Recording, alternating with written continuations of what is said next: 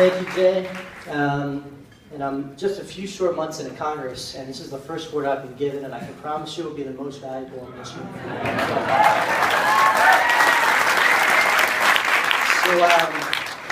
As Jay had mentioned, my previous career was as an FBI agent, and I got to tell you, going from the FBI to this is as much of a 180-degree paradigm shift as you can imagine. But when I made that very difficult decision to leave the only job that I ever wanted, the only job I wanted since I was this big, one of the first people I met were Mike and Robin Hoy, my brother, who happens to be my predecessor.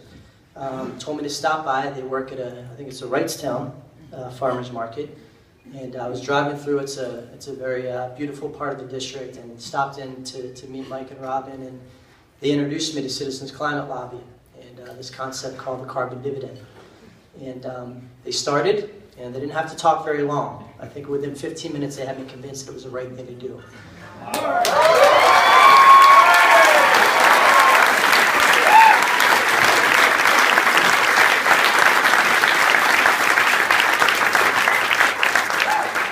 One of the things you hear a lot, when we're making these really, really tough decisions on Capitol Hill, and there are a lot of them, particularly from someone who's coming from completely outside the system, who's never held elected office before. And the question we always get is, always remember why you ran. When you're on your couch, all you want to do is just relax, and you got to drag yourself out to that 6th Memorial Day parade. And you're exhausted. Why are you doing it? And I can tell you the reason I'm doing it and why I did it. Really 2 reasons. There are 2 caucuses that I'm very passionate about, and there were actually 2 that I joined on day 1. One was the Bipartisan Climate Solutions Caucus, which I am a passionate believer in, and the other was the No Labels Caucus. And they're both very similar.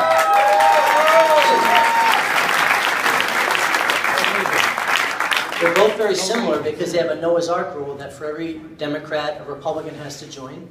And it's the basic premise is very clear that we need to get beyond this Hatfield versus McCoy brand of politics that's tearing this country apart.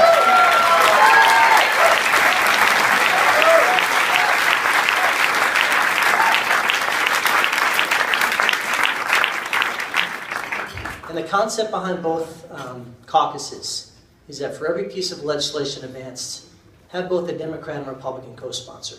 Bring both ideas to the table, because I can tell you, in the FBI, when we had a complex criminal, counterterrorism, counterintelligence, cybersecurity case, the hiring model of the FBI, which evolved over the years, currently, and it was when I was there, was that you hire the best and brightest of all minds, of all walks of life, of all ethnicities, of all races, of all religions, all parts of the world, because everybody has a very unique perspective on solving problems.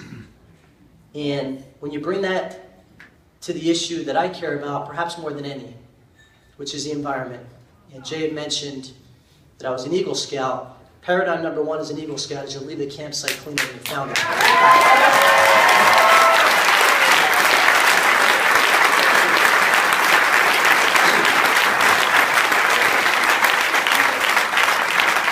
Getting back to the reason why you ran, I can tell you one of the major reasons why I ran, and that is to have not 1, but 2 pro-environmental parties in this country, because it should not be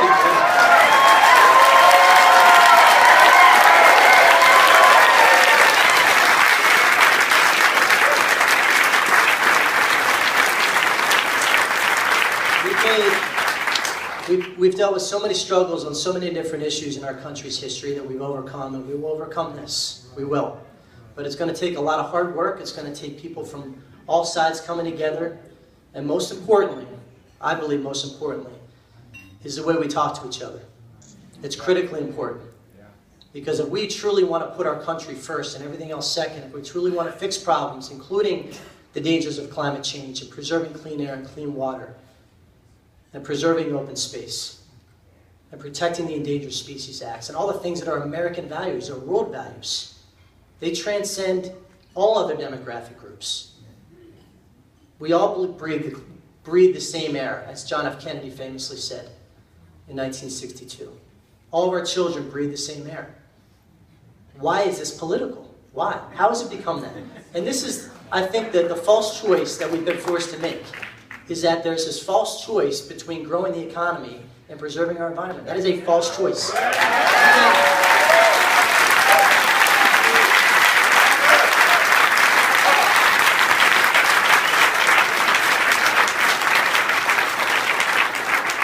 A little known fact, which probably everybody in this room already knows, the green energy technology sector is the fastest growing sector of our economy.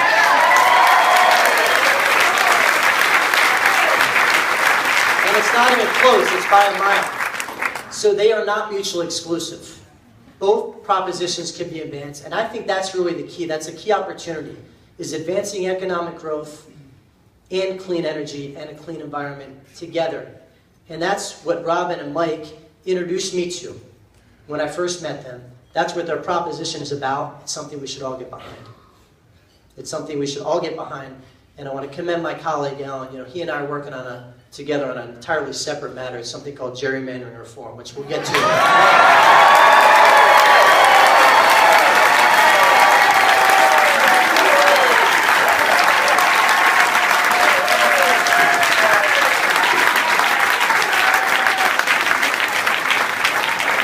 Something strikes me as a little bizarre when you have 435 House districts in the country and only 25 are competitive. But that's a whole other story for another day. But again, thank you so much for inviting me. This really, really means a lot. And I just want to leave you with one final thought, because you all came here from, I'm sure, various parts of the country. You probably took off from work. You're sacrificing time away from your family, giving up your free time to serve a cause bigger than yourself. We love it. I'm glad you do, and I want to tell you, as a freshman representative, this is not time wasted for you, because if any representative is doing his or her job, they need to focus on two things. Number one, keeping an open mind, and number two, knowing what they don't know. Because we all come to this job here in Capitol Hill with different backgrounds. I come from a national security background. People come from all backgrounds, and you're quickly asked to become an expert on healthcare policy, on energy policy, on education policy, on so many different and critically important areas. You folks are doing this work day in and day out, the yeoman's work. And you know it better, quite frankly, than anybody. And if a representative is doing his or her job, they will listen. And I can tell you, on a whole host of issues, I've had my mind changed because I kept an open mind. And I listened to the heartfelt stories in some cases. And in the case of the environment, I listened to something called facts. What are novel concepts?